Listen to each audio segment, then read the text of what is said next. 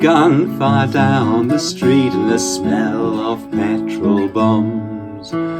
Broken glass beneath their feet, burnt cars outside their home. The peace wall kept the sides apart, but it didn't keep the peace. They'd left it behind in 73, the Belfast refugees.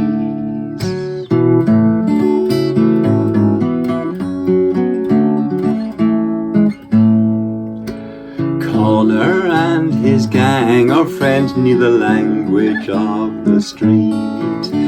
Old enough to throw a few stones, too proud to accept defeat.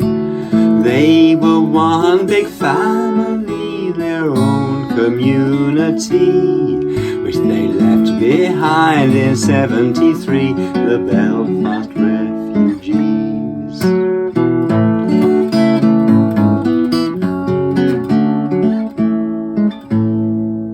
They couldn't explain what the troubles were, but they sensed that it wasn't fair.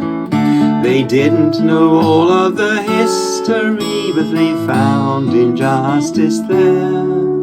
The army was on the other side, it was plain enough to see. But they'd left it behind in 73, the Belfast refugees.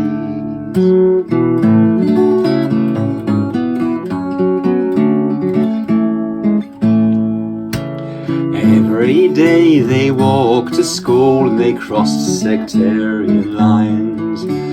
Insults and missiles were thrown at them and they paid them back in kind. Connor was going to end up in jail or the local cemetery, but he left it behind in 73, the Belfast refugees.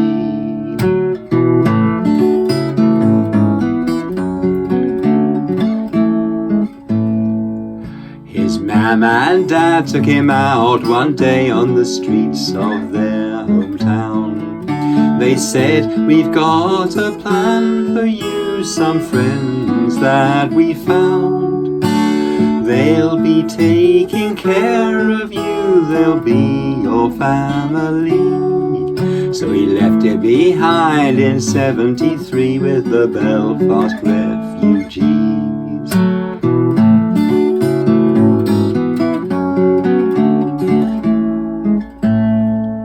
200 kids said their goodbyes and they left for London town. They never forgot their mammy's tears or their daddy's solemn frowns. But they were safe from the H blocks and the life of misery that they'd left behind in 73, the Belfast refugees. They'd left behind in 73, the Belfast